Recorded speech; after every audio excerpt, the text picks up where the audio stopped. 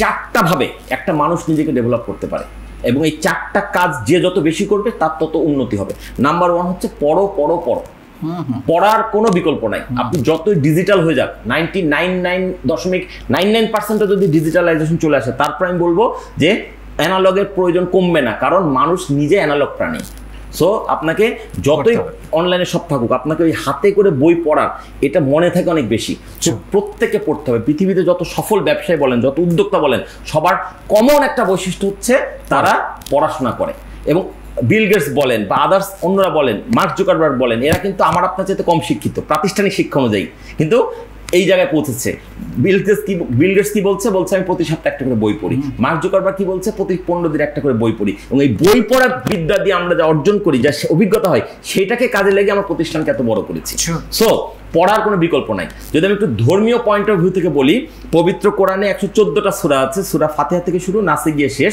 যেভাবে আমরা কোরআনটা মুখস্থ করে এখন কোরআনে হাফেজ হয়, এই সিরিয়ালে কিন্তু কোরআন নাজিল হয়নি।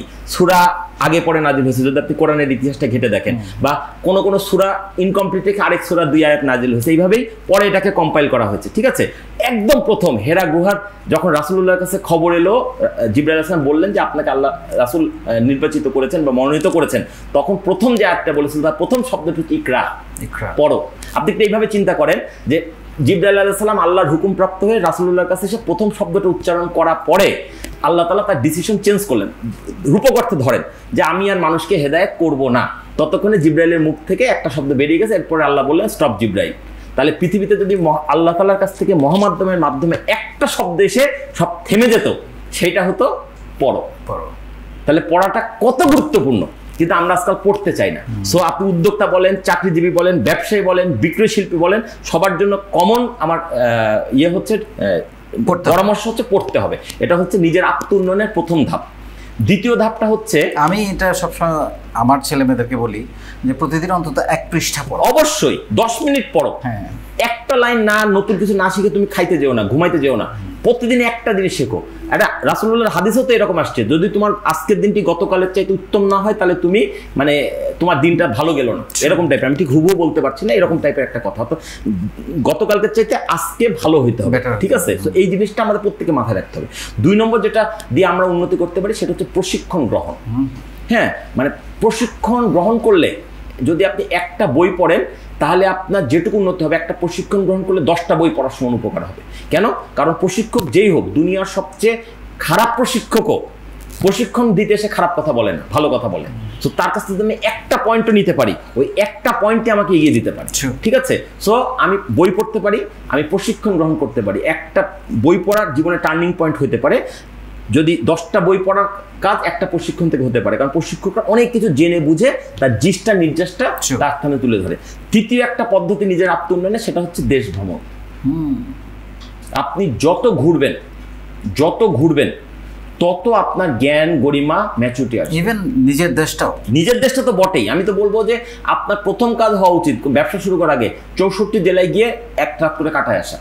বা এখন যারা এই ভিডিওটা দেখছেন তাদের কাছে আমি রিকোয়েস্ট করতে পারি যে আপনারা এখন তালিকা করেন যে কার কয়টা জেলা বাকি আছে, এবং শপথ নেন যে আগামী 3 মাস বা 6 মাসের মধ্যে আমি জেলাগুলোই একবার করে হলেও 1 রাত ওখানে কাটিয়ে আসবো। এর থেকে যে অভিজ্ঞতা হবে, এটা কিন্তু আবার এই 50টা বই পড়লে অভিজ্ঞতার সমান হবে। ঠিক আছে, ভ্রমণ আমাদেরকে জ্ঞান অর্জনের প্রশিক্ষণ এবং বই পড়ার চেয়ে তো গুরুত্বপূর্ণ ব্যাপার।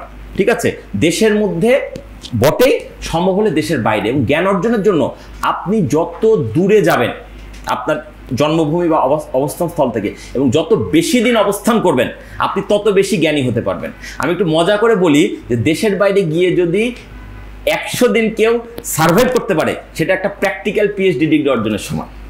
ঠিক আছে, কারণ আপনার তখন যেখানে আপনার ভাষাগত মিল নাই, খাদ্যগত মিল নাই, কালচারগত মিল নাই, নিয়মের আইন অন্যরকম, আপনি কিছু জানেন না, ওই জায়গায় যদি 100 দিন টিকে থাকতে পারেন, এটা একটা পিএইচডি ডিগ্রির চেয়ে তো কঠিন কাজ।